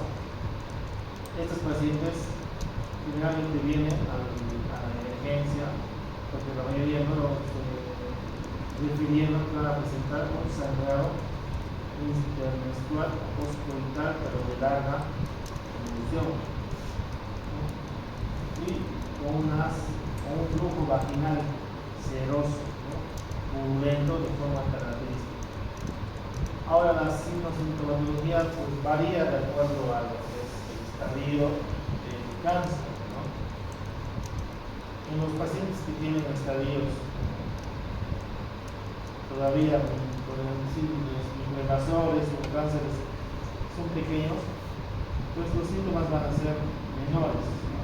Ahora, en pacientes que tengan, por ejemplo, un estadio con compromiso de la vejiga o un estadio con compromiso de la vía rectal, pues tendrán, por ejemplo, si tienen un compromiso de la vejiga, pues tendrán orina con sangre, ¿no? O sea, hematuria. O si tienen un paciente con metástasis hacia lo que es el recto, pues son pacientes que tengan deposiciones con estrías de sangre, con órgano durante la defecación, con la dispepsia. Pacientes con estadio de metástasis a distancia, pues tendrán lo que es dolor en la región lumbar, fracturas en los huesos de la columna y demás, ¿no? Pues varía, ¿no? De acuerdo al estadio que tiene la paciente. Ahora, métodos de apoyo diagnóstico, la citología, ¿no? Tanto del ectocervix como del endocervix. El ectocervix se busca ver cáncer de escamoso y el endocervix en búsqueda de un adenocarcinoma. La proctoscopía pues, ayuda en la visualización amplificada del cuello del útero y de limitación del área de sospecha tras la aplicación ya sea de ácido acético o del test de Schiller con el Wolf, ¿no? Y la biopsia dirigida, ¿no? La biopsia confirma, ¿no? Si es un cáncer de células escamosas o es un cáncer de endometrio. Y el legal cervical también ayuda a valorar si no tiene asociado un cáncer de endometrio, ¿no? Un cáncer de cuerpo de útero. Entonces, para que una mujer tenga un cáncer de cuello uterino, es decir, la causa necesaria tiene que ser una infección persistente por uno de los serotipos de alto riesgo de VIH. Más del 80% de las mujeres seguidas a lo largo del tiempo van a contraer al menos una infección por el VIH de alto riesgo, porque va a demostrar que su naturaleza subclínica demuestra su facilidad en la transmisión. Pero solamente una décima parte de todas estas pacientes van a presentar infecciones persistentes y estas sí podrían desarrollar alguna lesión precancerosa. Ahora el BPH 16 y 18 van a representar el 71% de todos los casos de las infecciones por el BPH. 90% de las infecciones incidentes por BPH van a ser eliminadas dentro de un periodo de 2 años desde la adquisición de la infección y van a persistir solamente alrededor del 10% de las. Es por eso que también esto corrobora, ¿no?, lo que es las escalas o los protocolos de tamizaje, ¿no?, por lo cual no recomiendan realizarlo de forma anual. Entonces, según la Organización Mundial de la Salud, dio la iniciativa mundial para una eliminación del cáncer de cuello uterino, siendo este un problema de salud pública, ¿no?, mediante una implementación de una estrategia a largo plazo, ¿no?, más o menos hasta el 2030, que incluye abarcar, tomar acciones en 3 pilares. Uno de los objetivos es que el 90% de las niñas estén completamente vacunadas con las 2 dosis de la vacuna contra el VIH hasta los 15 años de edad. Otra estrategia es que el 70% de las mujeres sometidas a las pruebas de detección de alto rendimiento entre los 35 y 35 años. Y otro es que el 90% de las mujeres infectadas con lesiones cervicales reciban tratamiento y atención. Pues a través de esto se busca disminuir la incidencia y la mortalidad por cáncer de cuello uterino.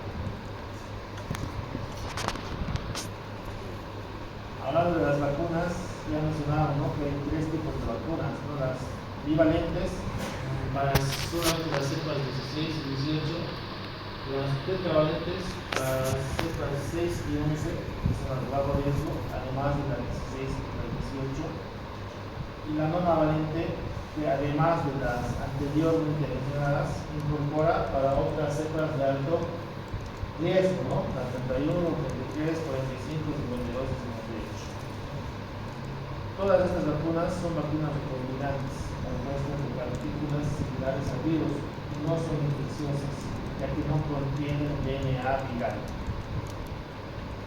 Ahora, en relación al esquema de vacunación, para los niños y niñas entre los 9 y los 14 años, se recomienda un esquema de 2 dosis al contacto y a los 6 o 12 meses. Y se amplía al año, digamos, en pacientes que tengan inmunodepresión. Ahora, en la prevención secundaria del cáncer de cuello uterino, pues aquí se incorpora lo que es el cribado, ¿no?, son las pruebas de tamizaje. Igual que en la anterior presentación, pues en menores de 21 años no se recomienda hacer métodos de tamizaje. De los 21 a los 7 años de edad se recomienda hacer una citología cada 3 años mientras el resultado sea negativo, ¿no? Entre los 30 y los 65 años, además de la citología, se incorpora el HPV, test del HPV, ¿no? Si solamente se va a hacer la paciente Papa Nicolau, de los 30 y los 65 años, se tiene que hacer cada 3 años mientras sea negativo.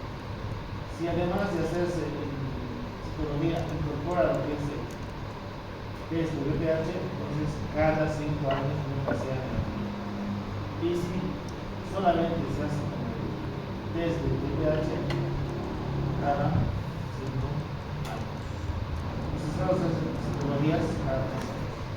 Y es el mismo escenario, ¿no? Si tienes una paciente con VPH negativo, citología negativa, cada 5 años. Si tienes una paciente con VPH positivo y citología negativa, pues repites el VPH a los 18 meses. Y en 18 meses la serología ya es negativa, entonces vuelve al protocolo de los 5 años. Y si sigue siendo positiva, entonces ahí hace la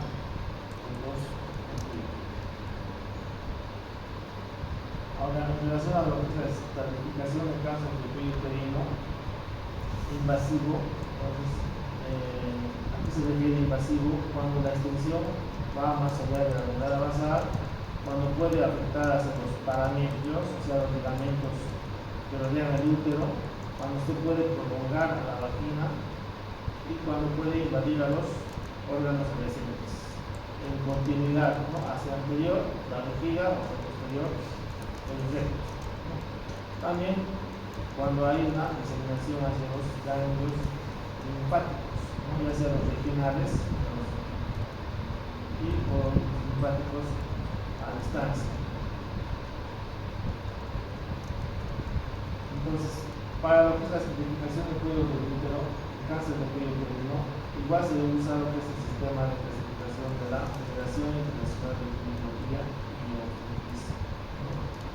En el cual te va a clasificar el cáncer en 4 estadios: estadio 1, 2, 3 y 4. Estadio 1 es que el cáncer solamente está en el cuello. Estadio 2, el cáncer va más allá del cuello, hacia la vagina o hacia los ligamentos parauterinos. Estadio 3 va más allá de los ligamentos, más allá de la vagina y puede ir hacia la pared ósea. Estadio 4, metástasis, ya sea por continuidad o metástasis a distancia.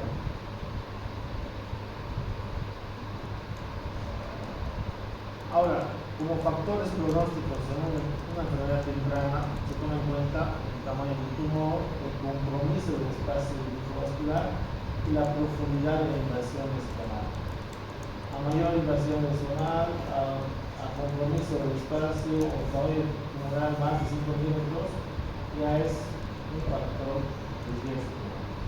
Y en enfermedad avanzada, como pronósticos, enfermedad pelviana, invasión parametrial, tamaño del tumor y carrera del paciente. Ya, ahora sí, con los estadios.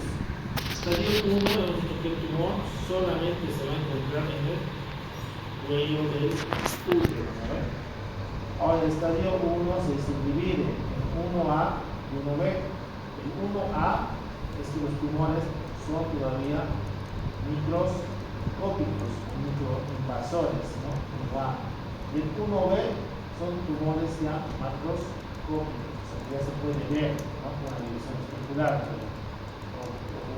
con un examen de tacto vaginal ya puedes tocar, ¿no? Ya puedes percibir lo que estás tocando. Entonces, 1A, microinvasores, ¿no? 1A1 y 1A2. 1A1 es cuando el tumor está en el cuello y tiene una invasión estromal, o sea, más allá de la membrana basal, de hasta 3 milímetros, ¿no? 1A2 está en el cuello y tiene una invasión estromal, o sea, más allá de la membrana basal, entre 3 y 5 milímetros, ¿no? Esos son los microinvasores, ¿no?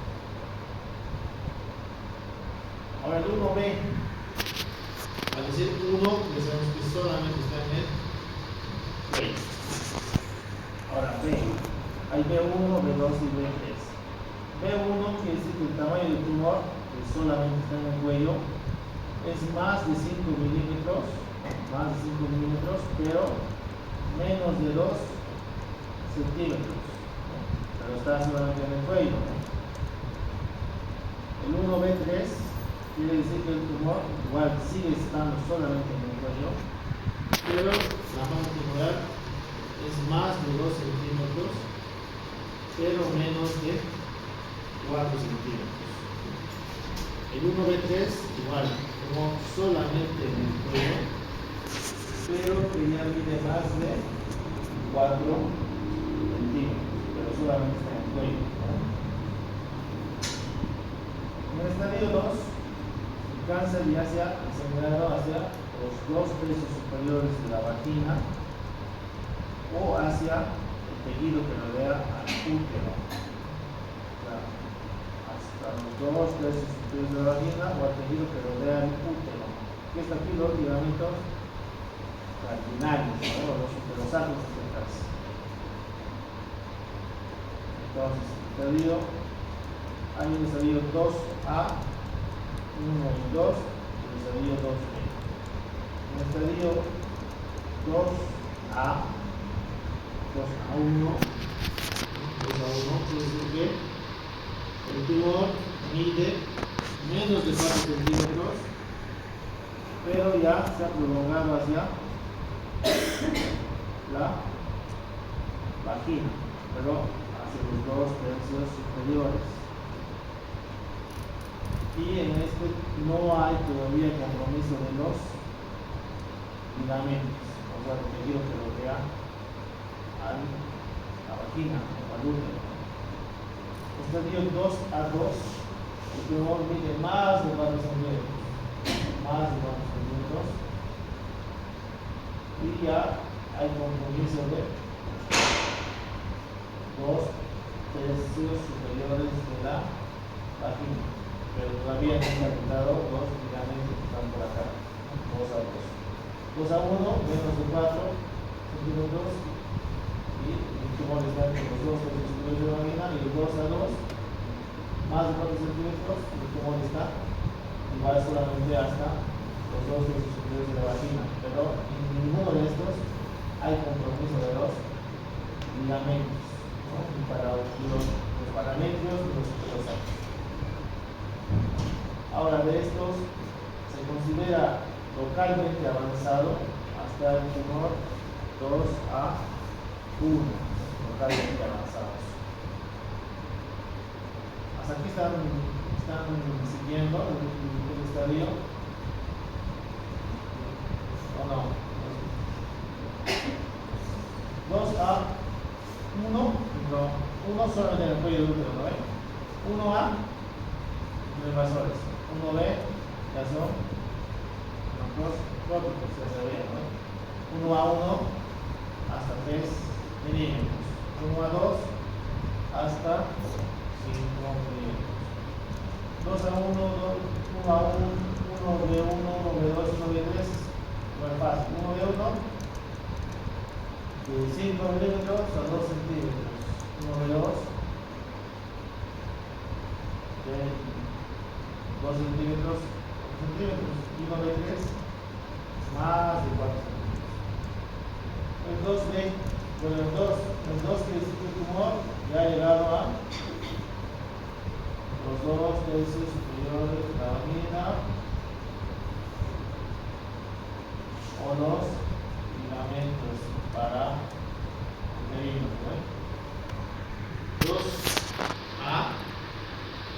2A1, el tumor se mide menos de 4 centímetros y también puede comprometer los 2 tercios superiores de la vagina, pero no está como ligamentos. 2A2, más de 4 centímetros, y que el tumor también puede comprometer los 2 tercios superiores de la vagina, pero que los ligamentos todavía no están comprometidos. Si en el día se ve que hay compromiso de los ligamentos, es en el 2B, ligamentos terminales, ligamentos enterosacros. Hasta el 2A1 se conoce como los tumores localmente avanzados. Ahora, el estadio 3, en este tumor ya se ha diseminado hacia el 3 centímetros de la vagina o a la pared pélvica, causando problemas en el riñón, o ya hay compromiso de los ganglios linfáticos.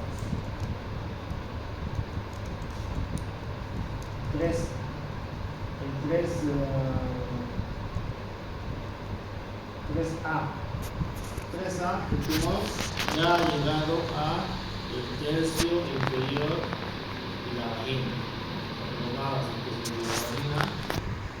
El 3B, el tumor ya ha afectado la pared pélvica, ¿no? La pared pélvica, ¿no? Por lo tanto, ha afectado a los uréteres, ¿no? Para afectar a los uréteres va a haber riñón no funcionando, paciente con hidronefrosis.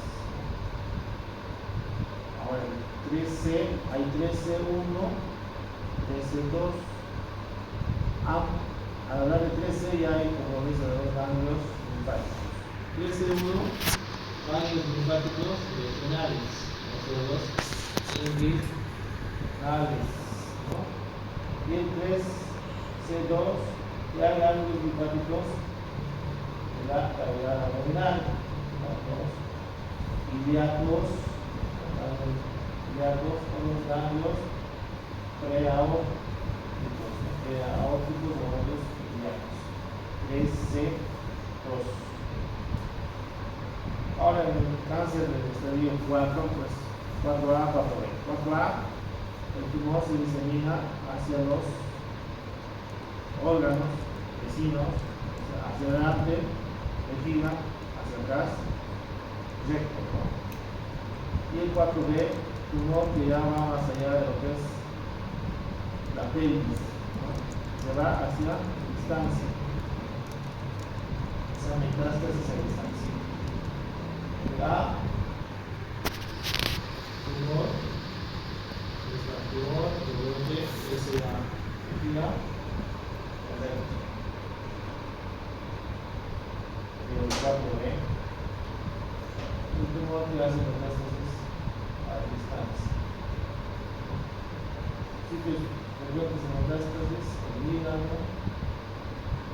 el pulmón, y también puede ser la estructura de lo que es la columna o los huesos de la columna vertebral, ¿no?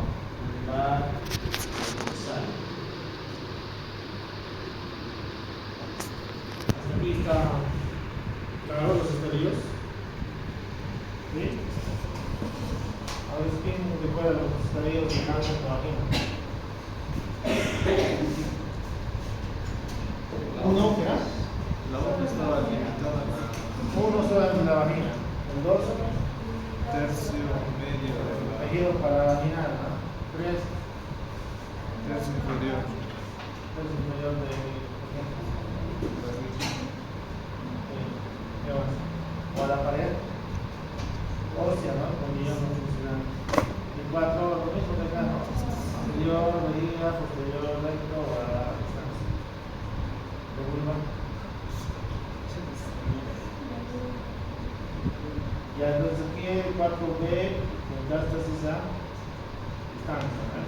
Más frecuente en pulmón, hígado y estructura ósea, ¿no? Columna dorsal, columna lumbar.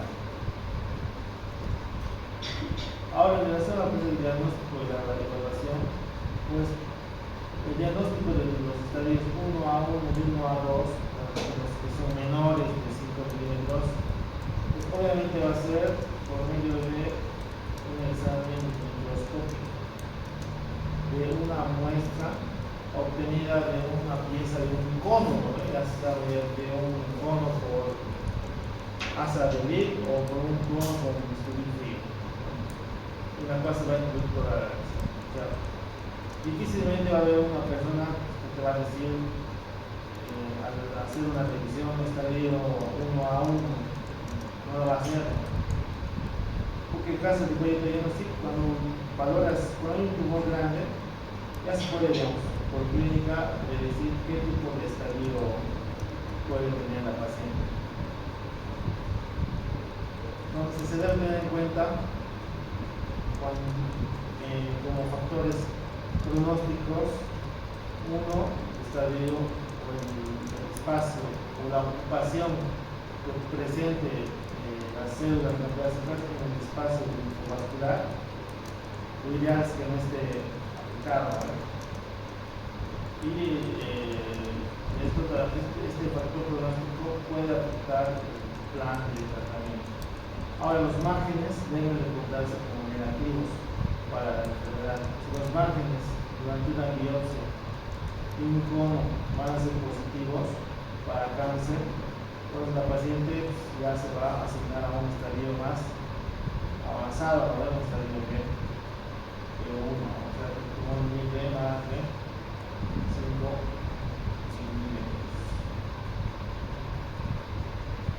Ahora, en el caso de las lesiones visibles, cuando estás haciendo un examen muscular y ves una paciente con un cuello acartonado, sangrante, de tamaño aumentado, entonces se tiene que hacer una biopsia. ¿Cómo va a confirmar el diagnóstico del cáncer?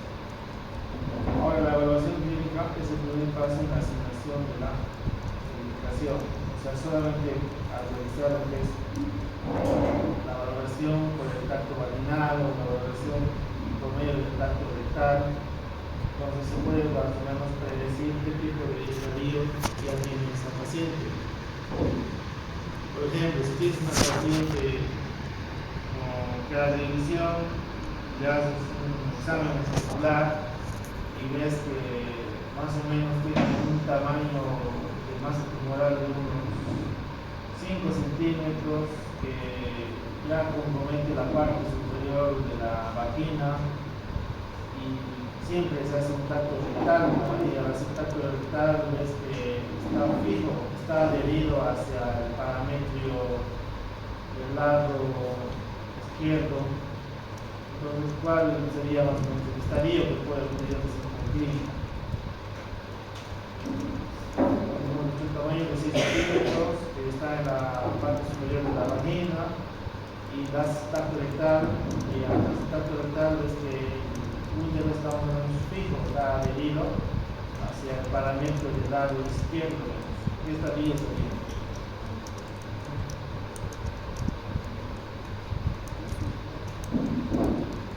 Solamente los datos positivos, ¿no? Obviamente, si yo estoy diciendo digo positivo, que es la paciente pues está normal, orina bien, hace dos normal, todo lo positivo. ¿Qué estadio sería? Estadio 2B. Porque el 2B, el B ya afecta a los parámetros. Si te digo a una paciente que viene y le haces una división, una masa de 4 centímetros, y le haces tacto rectal y ves que el parámetro del lado derecho está comprometido, y además le haces un examen de sangre y ves que tiene una creatinina de 2.5 y una ecografía renal y ves que el riñón está aumentado de tamaño, el lado izquierdo, y con hidronefrosis. ¿Qué estaría?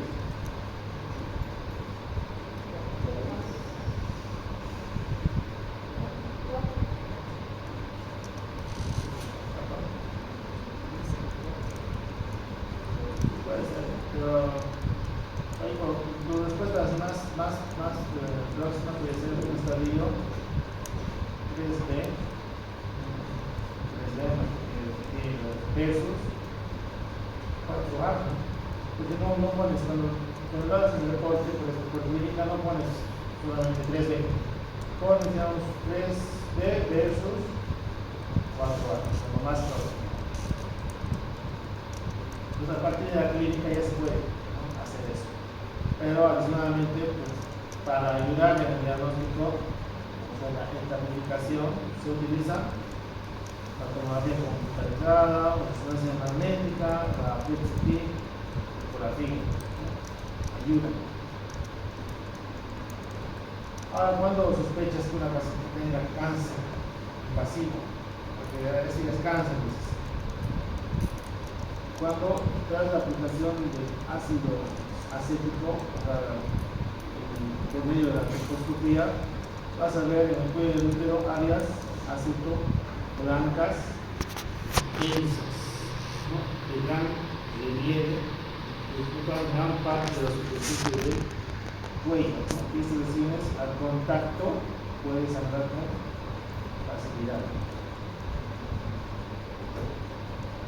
Otro, cuando ves superficies en el cuello del útero irregulares, con áreas aceto blancas, como si sangrado al contacto.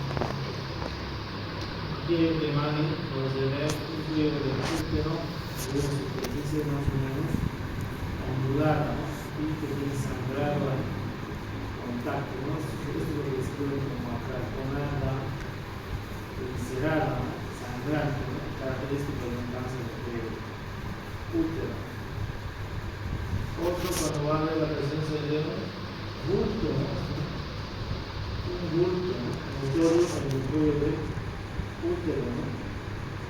¿Cuánto le das este grupo? 2 centímetros, ¿no?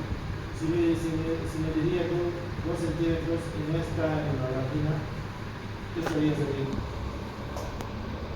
Mire, 2 centímetros, pero la vagina todavía está libre. Está libre.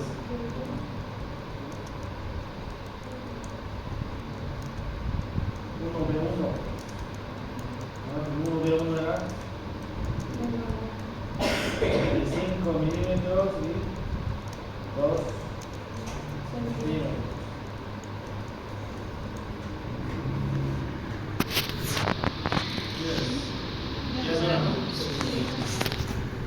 Ya. Entonces, hasta aquí, ¿no? Hasta acá se lo voy pidiendo, es interesante. Y lo demás son pocas diapositivas que les voy a pasar para que pasen, ¿no?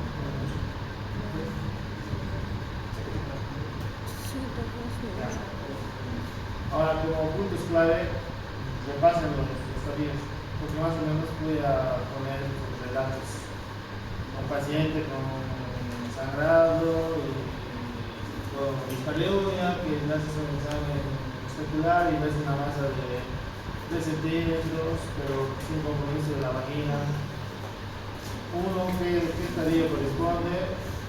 2, según el estadio, ¿cuál es el tratamiento? Tanto en vagina, vulva y... Entonces el examen sería de plásticas de vulva, vagina, cervix, cáncer de vulva, vagina y cervix y tratamientos, procedimientos ginecológicos, o sea, endoscopía, salpingografía,